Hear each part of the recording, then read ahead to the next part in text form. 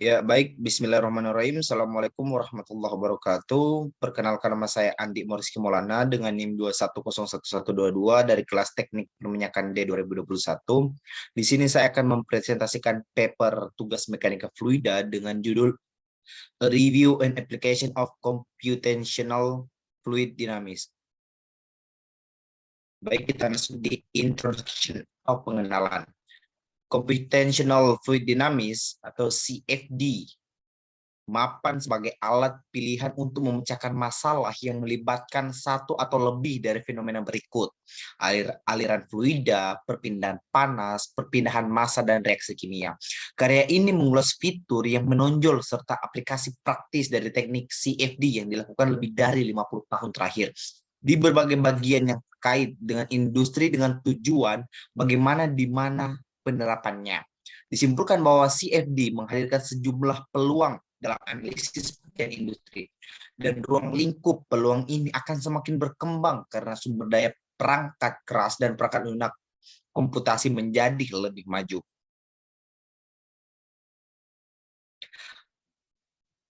Computational Fluid Dynamics (CFD) adalah kombinasi fisika, teknologi aliran, aplikasi komputer, matematika, dan mekanika.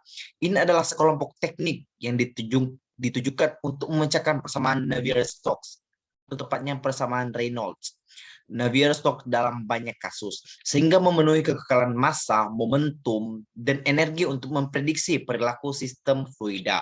Dalam kedok modernnya sebagai perangkat lunak Computer Aided Engineering atau CIA, CFD menampilkan dirinya sebagai alat yang berguna untuk menyelidiki ruang domain atau desain sistem fisik dan variabel kinerja, dan untuk mendiagnosis atau memecahkan masalah perilaku sistem. Nah, masuk di tinjauan tentang dinamika fluida komputasi. Dinamika fluida komputasi adalah analisis sistem yang melibatkan aliran fluida, perpindahan panas, dan fenomena terkait seperti reaksi kimia melalui simulasi berbasis komputer. Biasanya disingkat CFD, didefinisikan sebagai cabang mekanika fluida yang memecahkan dan menganalisis masalah aliran fluida menggunakan metode numerik atau algoritma. Untuk melakukan perhitungan yang diperlukan untuk mensimulasikan interaksi permukaan fluida yang ditentukan oleh kondisi batas, komputer perlu digunakan. Superkomputer berkecepatan tinggi dapat diterapkan untuk menemukan solusi yang lebih baik dan cepat. Dasar fundamental dari hampir setiap masalah CFD terkait dengan persamaan Navier-Stokes. Ya, kita masuk di metode perhitungan numerik. Dari beberapa dekade terakhir muncul berbagai macam solusi numerik. Perbedaan utama terletak pada pendekatan diskrit regional, persamaan diskrit, dan persamaan aljabar untuk solusi. Metode numerik yang digunakan dalam solusi numerik CFD adalah metode beda hingga, metode volume hingga, dan metode elemen hingga. Metode pemecahan CFD yang paling banyak digunakan adalah metode volume hingga. Kita masuk di metode perbedaan hingga. Metode perbedaan hingga (FDM) adalah metode yang paling awal dari simulasi numerik komputer. Metode ini membagi wilayah solusi menjadi kisi-kisi pemisah dan menggunakan jumlah simpul kisi yang terbatas, bukan area solusi kontinu. Metode berbeda hingga digunakan untuk mendiskritisasi turunan persamaan kontrol dengan selisih nilai fungsi pada simpul untuk membentuk persamaan aljabar dengan nilai yang tidak diketahui pada simpul kisi. Metode adalah solusi numerik perkiraan yang secara langsung mengubah masalah diferensial menjadi masalah aljabar. Nah, kita masuk di metode volume hingga. Metode volume hingga atau FVM juga dikenal sebagai metode volume control, adalah metode yang umumnya digunakan untuk diskritisasi spasial. Ini terutama dari persamaan jenis konservasi dan membuat integral dan volume kontrolnya. Dan selanjutnya memecahkan persamaan konservasi dalam bentuk integral. Semua persamaan diferensial kontrol ini memiliki bentuk umum, bentuk konsistensi. Ini adalah dasar dari solusi umum. Yang terakhir metode elemen hingga. Metode elemen hingga (FEM) digunakan dalam analisis struktural padatan, tetapi juga berlaku untuk cairan. Ini didasarkan pada prinsip variasi dan metode margin tertimbang. Ide solusi dasarnya adalah membagi area perhitungan menjadi sejumlah unit yang tidak tumpang tindih. Di setiap unit, pilih beberapa node yang sesuai sebagai titik interpolasi untuk fungsi tersebut. Kemudian variabel dalam persamaan diferensial ditulis sebagai ekspresi linear fungsi bentuk yang terdiri dari nilai node yang setiap variabel atau turunannya dan fungsi interpolasi yang dipilih. Terakhir, persamaan diferensial didiskritisasi dan diselesaikan dengan menggunakan prinsip variasi atau metode margin tertimbang. Metode elemen hingga yang berbeda digunakan membentuk fungsi bobot dan fungsi interpolasi yang berbeda. Nah, manfaat dan CFD. Jika ada desain perangkat atau sistem yang sulit untuk dianalisis atau diuji melalui eksperimen, analisis CFD memungkinkan kita untuk menyelinap ke dalam secara virtual dan melihat kinerjanya. CFD memberikan persepsi mendalam tentang desain. Ada banyak kejadian yang bisa kita saksikan melalui CFD yang tidak akan terlihat melalui cara lain. Nah, tinjauan ke depan, dalam keadaan tertentu, kita dapat membayangkan melalui perangkat lunak CFD apa yang akan terjadi. Dalam waktu singkat, kami dapat memprediksi bagaimana kinerja desain menguji banyak varian hingga kami mendapatkan hasil yang ideal. Efisiensinya, pandangan jauh ke depan yang kami peroleh membantu kami merancang lebih baik untuk mencapai hasil ya. CFD adalah perangkat untuk mengompresi desain dan siklus pengembangan yang memungkinkan pembuatan prototipe cepat.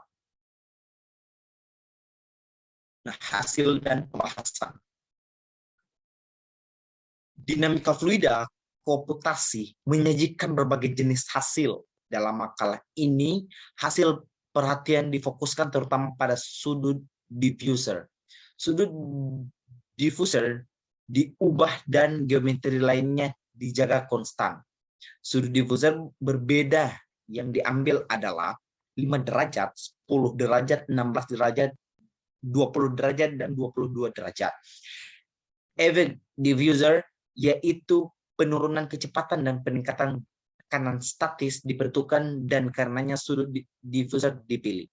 Karena sudut diffuser di bawah 5% dan di lebih dari 20%, efek diffuser tidak akan ada.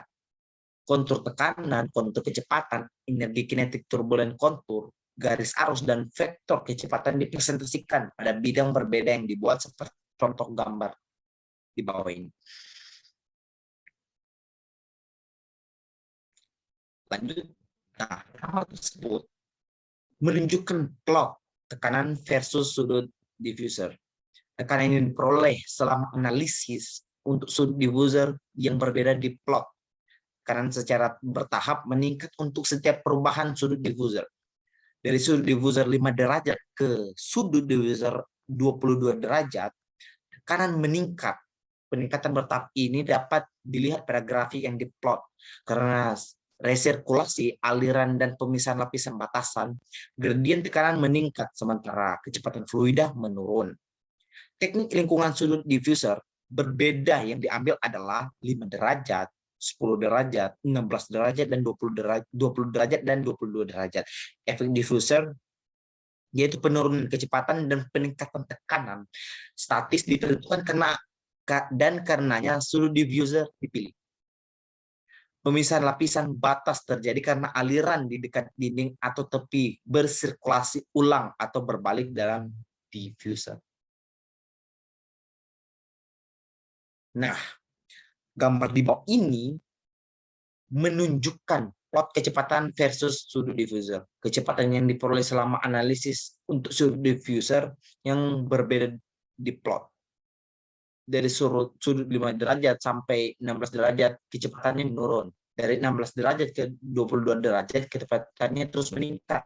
Dari sini kita mengetahui sudut diffuser lebih dari 16 derajat tidak lagi berperilaku seperti diffuser. Efek diffuser tidak ada lagi setelah 16 derajat.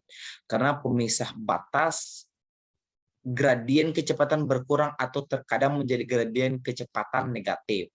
Pemisahan lapisan batas bergantung pada distribusi gradien kecepatan yang tidak diinginkan sepanjang permukaan.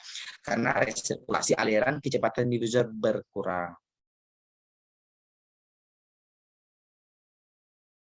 Nah, selanjutnya dari gambar di atas dan analisa untuk sudut diffuser 10 derajat, kecepatan maksimum 27,17 meter per sekon, tekanan 38,75, dan energi kinetik turbulen 66,55